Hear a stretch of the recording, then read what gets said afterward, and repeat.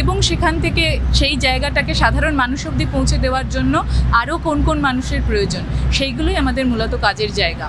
পশ্চিমবঙ্গে বাড়তে থাকা তাপপ্রবাহ ও চরম আবহাওয়ার প্রভাব নিয়ে শুক্রবার কলকাতা প্রেস ক্লাবে একটি বিশেষ আলোচনা সভা অনুষ্ঠিত হয়।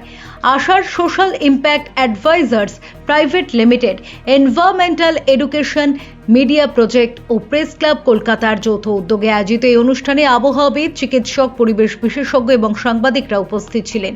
ভারতীয় আবহাওয়া দফতরের কলকাতা কেন্দ্রের বিজ্ঞানী ডক্টর HR বিশ্বাস তাপপ্রবাহ, আবহাওয়ার পূর্বাভাস এবং সতর্কবার্তা সম্পর্কে সহজভাবে ব্যাখ্যা করেন। চিকিৎসক ডক্টর প্রতিম সেনগুপ্ত বলেন, অতিরিক্ত গরম ও আর্দ্রতা মানুষের শরীরে, বিশেষ করে কিডনির ওপর মারাত্মক প্রভাব ফেলছে।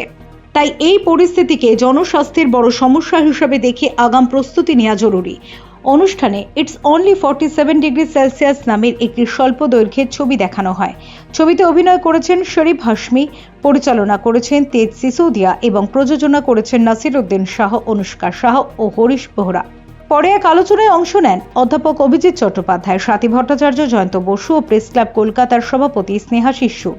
আলোচনা পরিচালনা করেন প্রবীণ সাংবাদিক ঋত্বিক মুখার্জি। বক্তারা বলেন, জলবায়ু পরিবর্তনের খবর আরও সহজ ভাষায় মানুষের কাছে পৌঁছে দিতে হবে এবং তাপপ্রবাহে সবচেয়ে বেশি ক্ষতিগ্রস্ত প্রান্তিক মানুষের সমস্যাও সংবাদ মাধ্যমে তুলে ধরা জরুরি। আমরা আসার সোশ্যাল ইম্প্যাক্ট অ্যাডভাইজার, একটি Bangalore based climate action startup. আমরা মূলত এনভায়রনমেন্ট এবং সোশ্যাল ইস্যুস যে ইম্প্যাক্টগুলো, এনভায়রনমেন্টে ইম্প্যাক্ট হওয়ার জন্য ক্লাইমেটের যে ইম্প্যাক্ট, ক্লাইমেট ডিগ্রেডেশন বা তার জন্য যে সোশ্যাল ইস্যুসগুলো ক্রিয়েট হচ্ছে, সোশ্যাল ইম্প্যাক্টগুলো জেনারেট হচ্ছে, সেইগুলোর উপরে মূলত কাজ করে থাকি। ভীষণভাবে ইন্টারডিসিপ্লিনারি এটা একটা অ্যাঙ্গেল।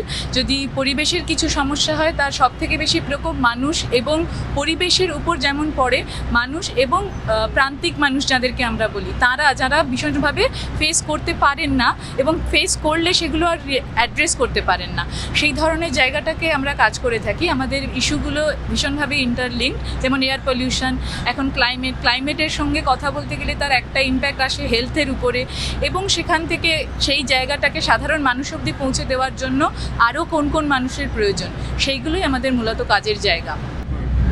তাদের কাছে পৌঁছানোর জন্যই আমাদের এই যে আজকের যে ইন্টারভেনশনটা, মিডিয়ার সঙ্গে এনগেজ হওয়া, মানে জার্নালিস্টদেরকে আমরা সবসময় জানি একটা বড় রোল প্লে করে থাকেন, যে কোনো কনভারসেশন যেটা একটা রুমে হয়েছে সেটাকে আরেকটু বড়, লার্জার অডিয়েন্স যেটা বলা হয়, সেখানে নিয়ে যাওয়ার জন্য। তো এটা আমাদের একটা প্রথম প্রচেষ্টা, আমরা এটাকে নিয়ে এগোতে চাই। আমরা এইবারে কলকাতা শহরে করেছি, আমরা চেষ্টা করব আমরা যদি এরকম ধরনের সহযোগিতা পাই, আমরা জেলা স্তরেও এই ধরনের কনভারসেশন শুরু করার, এবং আমরা সেখানে বিভিন্ন জুনিয়র জার্নালিস্ট, এখানে আমরা যেহেতু প্রথম একটা কনভারসেশন, সেই কারণে যারা অনেক সিনিয়র জার্নালিস্ট তাদেরকেও সাথে রাখার চেষ্টা করেছি। কিন্তু সেই তাদের থেকে পরবর্তী প্রজন্মের জার্নালিস্টেরও পরবর্তী প্রজন্মে যদি কনভারসেশনকে নিয়ে যেতে হয়, এবং সেখানে রুরাল লেভেলে রুরাল রিপোর্টিং, সেই জায়গাটাতেও কতটা জায়গা আছে, তাদেরকে আরও বেশি শক্তিশালী করে তোলার, ইনফরমেশন দিয়ে, নলেজ দিয়ে কীভাবে এই ধরনের কভারেজ করা যায়, যেটা অনেকটা স্টোরির মতো লাগবে, নট জাস্ট কি একটা ডেটা খালি বললাম যে আজকে এত টেম্পারেচার থাকবে বা আজকে এত আর্দ্রতা।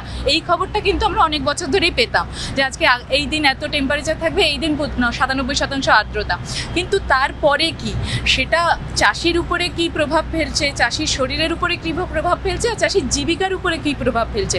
কারণ যেটা আপনি শুনলেন যে ডাক্তাররাও বলছেন যে শুধু হেলথ নয়, এগ্রিকালচার এবং আরও অনেক লেয়ারে এই প্রভাবগুলো আসছে।